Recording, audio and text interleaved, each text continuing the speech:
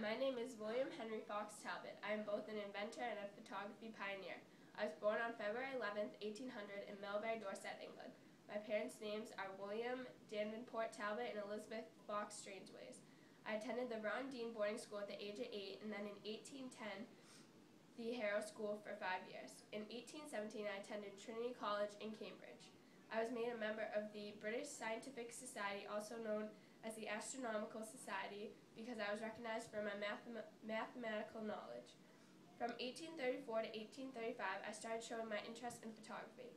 I had just come home from a trip in Italy and was very frustrated with my inability to sketch the scenery the way I wanted to. I started to create camera obscuras, also known as mousetraps.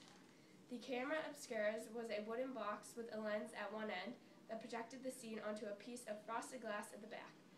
My camera obscuras would create negative imprints on paper, sensitized with silver salt so that I could trace them. These negative images would ultimately create a sketch for me. In 1838, I discovered that Louis Daguerre had created a way to get permanent images from the camera obscura.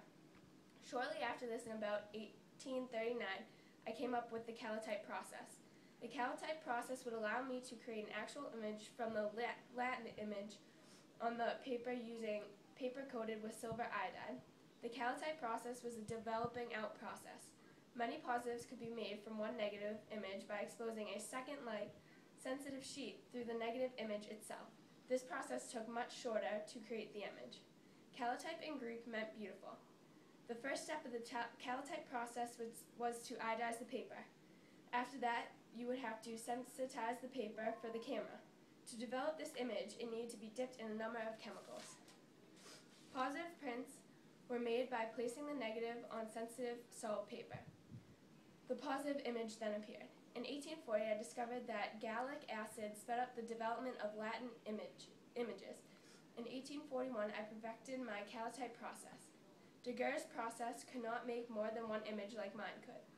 Although my process was not as defined as his because my pictures came out more grainy and his came out more clear, my process, when it was finalized, held the key to the future of photography.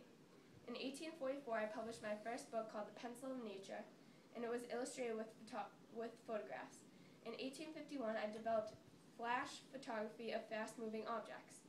This was my last major achievement before I died in 1877 from heart disease in my study at Lacock Abbey. I should be included on the prestigious list of the top 10 most influential people of the early industrialized world because I came up with the basis of photography. My process was grown upon and improved to form the photography we have today. Without mine, the world of photography today could be completely different. There might have been only negative pictures that were able to be taken and no positives.